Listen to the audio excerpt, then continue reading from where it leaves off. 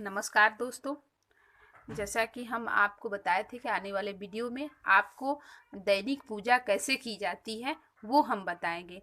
लोग पूजा तो करते हैं लेकिन पूजा की विधि लोगों को पता नहीं रहती कि हम दैनिक पे किस मंत्र का उच्चारण करें, कैसे पूजा करें, जो कि आपको किसी चैनल या कहीं पे भी नहीं मिल सकता है।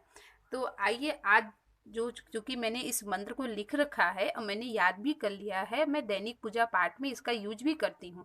मैंने एक बहुत ही विद्वान पंडित से मैंने इसको सही तरीके से उनसे पूछ के मैंने लिखा है और मैंने याद भी कर लिया है। तो चलिए दोस्तों स्टार्ट करते हैं। जैसा कि मैंने लिखा है, ये है दैनिक पूजा। तो दैनिक पूजा के लिए सबसे पहले हम लोग क्या करते हैं, आचमनी करते हैं। आचमनी करने के लिए हम क्या करेंगे, जल से 3 बार ओम किसवाय नमः, ओम माधवाय नमः, ओम नारायणाय नमः हस्तोपचार। इसके बाद अपने हस्त पे जल गिराएंगे और उसको अपने हस्त को शुद्ध कर लेंगे। फिर दोस्तों उसके बाद पवित्र होना, अपने को हम पवित्र करेंगे। पवित्र करने के लिए मंत्र लिखा हुआ है, ओम अपवित्र पवित्रो वा सर्वावस्था गतो वपे वा यह स्मरित पुंडरी काछम सह वायाभ्यंतरम सूची। उसके बाद दोस्तों हम क्या करेंगे, अपने आसन को शुद्ध करेंगे। आसन शुद्ध करने के लिए एक आचमनी जल गिराएंगे और इस मंत्र का उच्चारण करेंगे।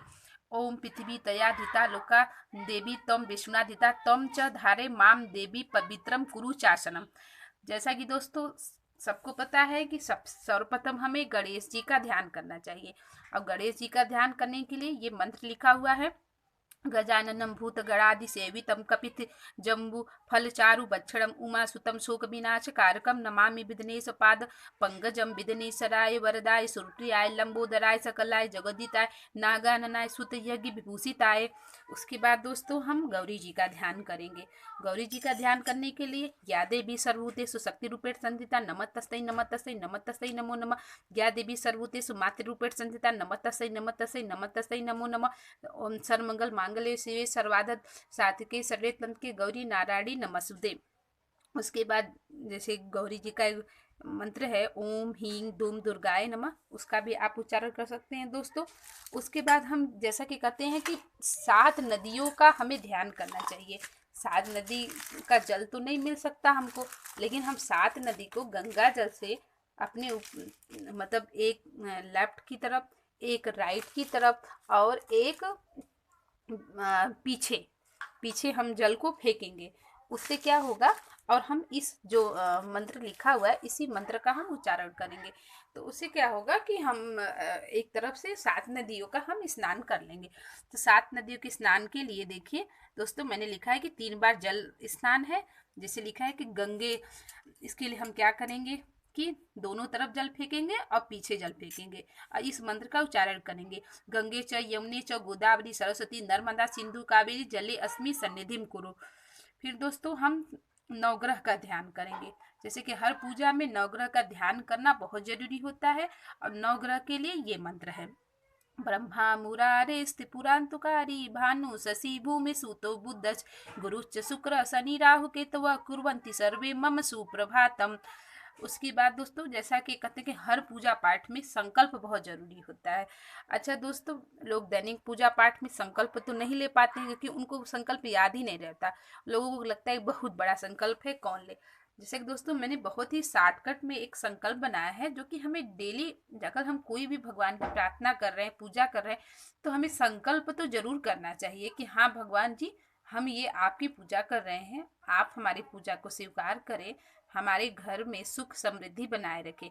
तो मैंने बहुत ही शॉर्टकट एक संकल्प तैयार किया है। इसके लिए हम क्या करेंगे, अपने हाथ में पुष्प ले लिया, ये मैंने जल ले लिया और मैं ये अक्षत ले लूँ। ये मैंने अक्षत रखा हुआ है तो मैं अक्षत ले लूँगी। जैसे अगर आपके पास सिक्का है तो आप 1 रुपए का सिक्का भी लेके ऐसे हाथ में लेके इसे हाथ को बंद करके आप एक क्या कहते हैं कि संकल्प लेंगे। संकल्प में दोस्तों जैसे है कि देखिए मैंने लिखा है मंत्र, ओम विष्णवे नमः, ओम विष्णवे नमः, ओम विष्णवे नमः, ओम अद्य ब्राह्मणो अहि द्वितीय परार्धे श्री श्वेत वराहकल्पे व्यवसंतम अंतरे अष्टाविंशतितमे कलयुगे कलि प्रथम चरणे बुद्धावतारे भूलोके जम्बूद्वीपे। जैसा कि दोस्तों अगर आप जम्बूद्वीप की तरफ रहते हैं तो आप इधर ले, अगर आप विंध्य क्षेत्र की तरफ उत्तर की तरफ रहते हैं तो आप विंध्य क्षेत्र बोल सकते हैं। उसके बाद भरत खंडे, भारतवर्ष से, जैसे कि आप किस क्षेत्र में रहते हैं, कोई भी क्षेत्र ले लीजिए जो दोस्तों, जैसे गुड़गांव क्षेत्र है, जैसे कि आपका नगर क्या है दोस्त, अपने नगर के नाम आप ले सकते हैं। जैसे कुछ भी केंद्रीय बिहार नगरे नाम सर्वसरे। उसके बाद दोस्तों मासे, जैसे कि कौन सा मास चल रहा है, तो जैसे मान लीजिए कि आज दोस्तों कार्तिक मास है तो कार्तिक मास है। और जैसे आप क्या शुक्ल पक्ष चल रहा है या कृष्ण पक्ष चल रहा है तो आप बोल दिए कि शुक्ल पक्ष है। उसके बाद दोस्तों तिथि क्या है, जैसे कि आज अगर एकादश तिथि है तो एकादश तिथो। और जैसे वासरे मतलब दिन कौन सा है, तो जैसे आज शुक्रवार है तो बोलेंगे शुक्रवार वासरे। और जैसे दोस्तों आपका गोत्र हो, जो भी आप गोत्र हो, शर्मा हो, जैसे किशरात गोत्र, जैसे हमारा गोत्र है, जैसे आपका कोई भी गोत्र हो आप उसका नाम ले सकते हैं। उसके बाद आप अपना नाम, जैसे कि दोस्तों कोई भी नाम प्रिया, शुक्ला, शर्मा जो भी है आप ले सकते हैं। उसके बाद प्रातः सरकर्मसु शुद्धिर्थ श्रुति स्मृति प्रालोक्त फल प्राप्त श्री भगवत प्रीत्यर्थ च दैनिक पूजा पाठम कर्मम करिष्यते। उसके बाद इसको आप छोड़ देंगे। संकल्प लेने के बाद दोस्तों हम क्या करेंगे, जैसे कि हम डेली अब अपने भगवान को जल चढ़ाएंगे। उसके बाद भगवान को हम चंदन लगाएंगे, वस्त्र देंगे, उनको अच्छा चढ़ाएंगे, पुष्प चढ़ाएंगे, अबीर लगाएंगे, माता गौरी को सिंदूर लगाएंगे, अगरबत्ती, धूप, दीपक, फिर दोनों हाथ को धोएंगे, नैवेद्य चढ़ाएंगे। अब फिर दोस्तों जैसा कि फिर लास्ट में हम 3 बार ऐसे आचमनी करेंगे, ऐसे ऐसे मतलब जो दीपक प्रज्वलित करेंगे उसके सामने हम 3 बार ऐसे ऐसे जल दीपक पे ऐसे ऐसे आचमनी करेंगे।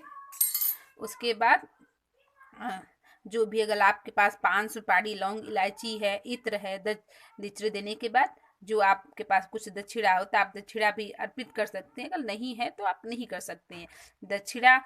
खैर जब मेन जो पूजा होता है, जैसे नवरात्र पूजा हो गया, करवा चौथ हो गया, तो उसमें जरूरी है, लेकिन दैनिक पूजा पाठ में दक्षिणा जरूरी नहीं है। उसके बाद आप पुष्पांजलि करेंगे। और लास्ट में कहते हैं कि पूजा करने के बाद अपने आसन पे ऐसे जल गिराना चाहिए। और जल गिराने के बाद ऐसे हाथ से करके ओम सक्राय नमः करके अपने माथे पे जल को लगा लेना चाहिए। और उसके बाद लास्ट में दोस्तों जैसा कि होता है ना आरती होता है, जैसे आप अपना आरती लेके आप आरती बोलेंगे। जैसे होता है आरती, कर्पूर गौरम करुणावतारम संसार सारम भुजगेंदहारम सदा बसंतम हृदयारविंदे भवम भवानी सहितम नमामि तमेव माता च पिता तमेव बंधु च सखा तमेव विद्या च द्रविड़म तमेव सर्वम मम देव देव।